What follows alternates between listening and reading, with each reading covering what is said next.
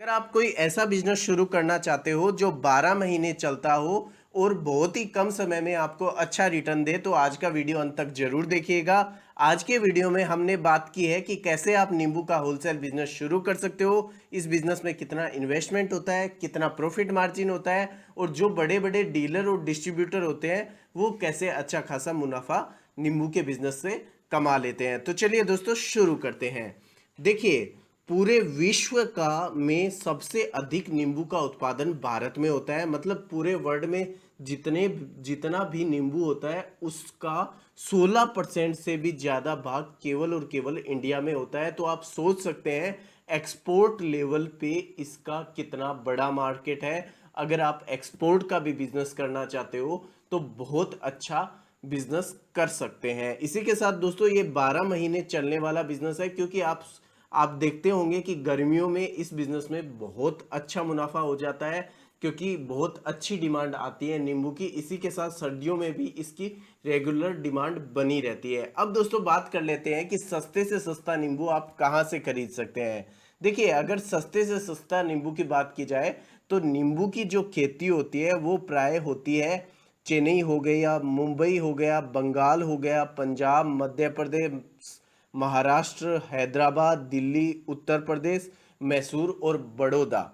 ये 10-11 ऐसी जगह हैं जहाँ पे नींबू की खेती बहुत अधिक मात्रा में होती है। और यहाँ से जो नींबू होता है वो पूरे वर्ल्ड में, इंडिया ही नहीं बोल रहा मैं, पूरे वर्ल्ड में जाता है। तो अगर आप एक्सपोर्ट का या होलसेल का या आप उत्तर प्रदेश से हैं, मध्य प्रदेश से हैं, पंजाब से हैं, महाराष्ट्र से हैं, अगर आपके आसपास नींबू की खेती होती है तो पूरे वर्ल्ड के अंदर आप बिजनेस कर सकते हैं। अलग अलग जो मंडियां हैं वहां पे आप सप्लाई का बिजनेस कर सकते हैं।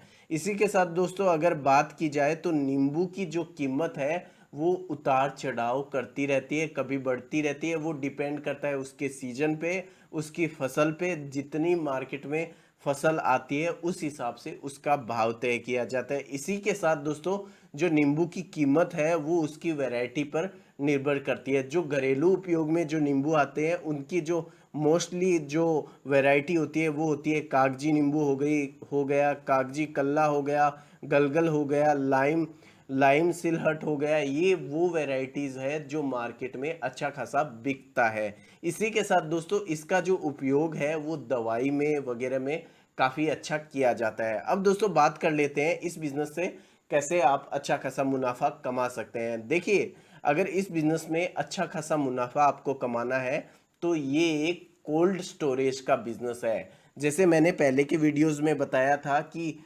ये केला वगैरह हो गया या फिर आलू हो गया, प्याज हो गया, इसे लोग कोल्ड स्टोरेज में रखते हैं और जब सीजन चली जाती है, जब इसकी डिमांड बढ़ती है तो मार्केट में सप्लाई करते हैं। वैसे ही नींबू का होता है कि नींबू की जो डिमांड है वो जैसे अप्रैल मई के अंदर नींबू काफ़ी मात्रा में आता है तो इसकी जो रेट है वो सस्ती रहती है। वहीं अगर बात करें नवंबर दिसंबर की तो वहाँ डिमांड बढ़ी रहती है और उस टाइम फसल कम आती है, इस वजह से इसका प्राइस बढ़ जाता है। तो अगर आप स्टोरेज रखते हैं तो अच्छा खासा मुनाफा कमा पाएंगे। इसी के साथ दोस्तों आपकी जो प्रॉफिट मार्जिन है वो डिपेंड करता है आपकी खरीदी सीजन पे हुई है या नहीं। अगर आप सीजन में खरीदते हैं और उसे कोल्ड स्टोरेज में रख देते हैं तो आपका मुनाफा है वो 2 से 3 गुना ज़्यादा बढ़ जाता है। इसी के साथ दोस्तों आप कोल्ड ड्रिंक हो गया, दवाई बनाने वाली कंपनियों में बात कर सकते हैं और उन कंपनियों को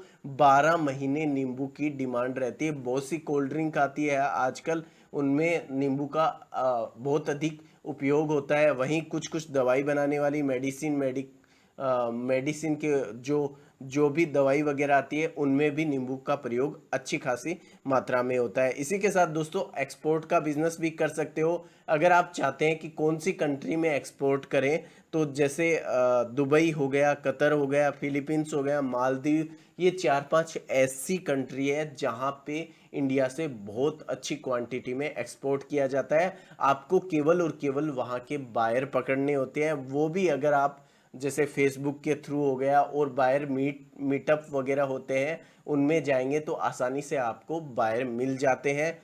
अब बात कर लेते हैं कि इसको खरीदें आप कैसे और कैसे आप तक ये माल पहुंचता है।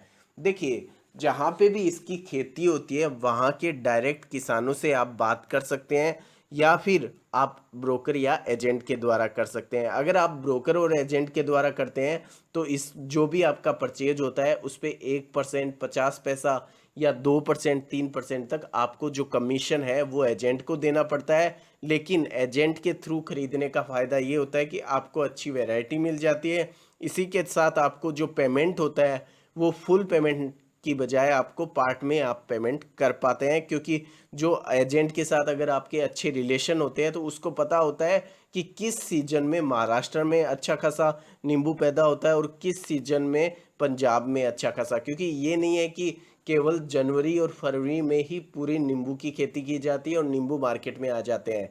जनवरी और फरवरी में अगर मान लेते हैं कि पंजाब में होता है तो वहीं महाराष्ट्र में अब मार्च और अप्रैल में होता होगा। वैसे ही अलग अलग जगह पे अलग अलग टाइम पे होता है। तो अगर ब्रोकर के थ्रू खरीदते हैं तो भी आपको प्रॉफिट मार्जिन अच्छा हो जाता है, और किसानों के थ्रू खरीदते हैं तो और भी अच्छा हो जाता है। अगर किसानों के थ्रू लेना चाहते हैं तो पहले आपको वैरायटी का पता होना चाहिए। अगर अपन बात करें प्रॉफिट मार्जिन की, तो प्रॉफिट मार्जिन आपका कंप्लीटली डिपेंड करता है कितनी रेट पे खरीद के लाते हैं और कितना फास्ट आप जो होलसेलर है या जो रिटेलर है या सब्जी वाले हैं उनको सेल कर पाते हैं। इसी के साथ जनरली अगर बात की जाए तो 10% से 40% का ये बिजनेस होता है।